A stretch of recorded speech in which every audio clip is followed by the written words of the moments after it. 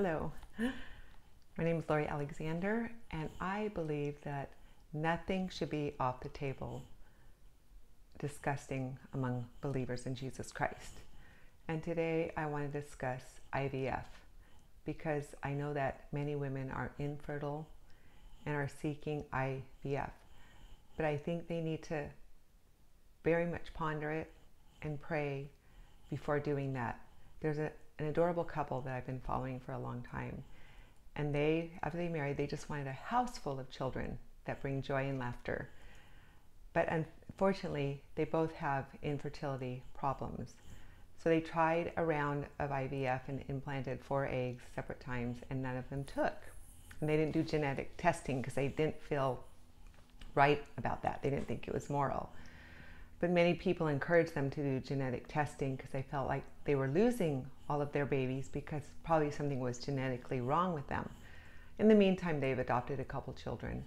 So they're doing another round of IVF, and they've got 5 embryos from, well, one was from the other previous IVF cycle that's they've genetically tested and it's healthy, and one from this cycle that's healthy.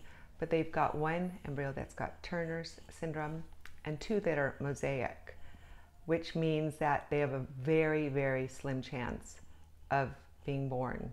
Either they will miscarry or die, be stillborn.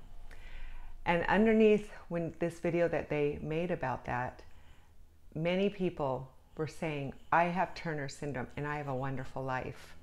And I wonder how many people who do the genetic testing, abort babies who are Down syndrome. And one person I know, they only wanted 1 child, so they did IVF and they chose the embryo that was a male, and they had that implanted, so they have 1 boy, but they discarded the other embryos. All that's wrong.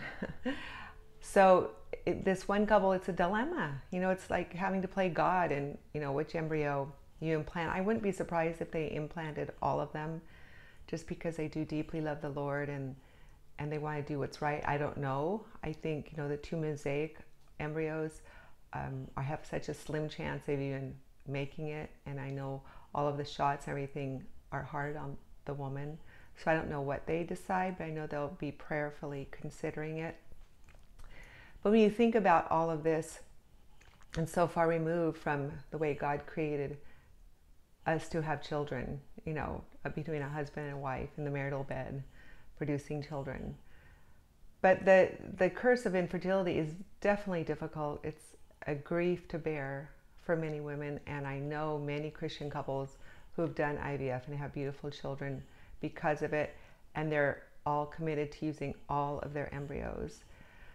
So I don't have, if you're looking to me for a strong opinion, I know some women in the chat room have very strong opinions that it's unbiblical and wrong. I don't. I think it's unbiblical and wrong to have embryos and throw the rest away if one's the right sex that you want. And I concerned about all the hormones they pump women full of and the long-term side effects of that, breast cancer and other cancers. But there's risks in pregnancy too, of healthy women, of many different things. So it's a difficult decision, and I would have a hard time, because wasn't infertile, and none of my children were. It's hard to judge those Christian couples who decide to go that route. But I know it can lead to many immoral practices, very many immoral. But so can sex. So God created sex, and it's good, but it can lead to many immoral practices, like so many things. Food is good, but it can lead to gluttony. And anyway, my encouragement for Christian couples who are infertile is to get as healthy as you can. Just do all that you can to eat nourishing food and build up your body so your body's prepared to have a baby, and pray diligently, daily, consistently for a baby to open the womb.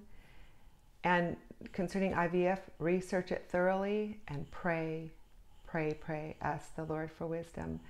Because if you think about it, in order for in vitro in IVF to work, God definitely has to be involved. He created the egg and the sperm. He will cause those two to make an embryo.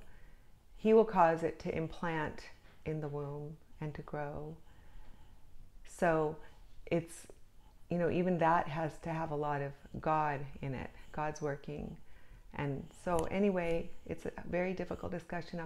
I'm sure many of you will probably disagree with me, and that's your right, because I can't make a complete biblical stand against it, because we use modern medicine for many good things, for emergency situations. They just helped my husband get through a very difficult situation, and I'm alive because of them, my brain surgeries and stuff. So anyway, ponder it, pray about it, research, talk to godly people, and you do what you feel that your husband is leading you to do and what the Lord's leading you to do according to your convictions. Bye-bye.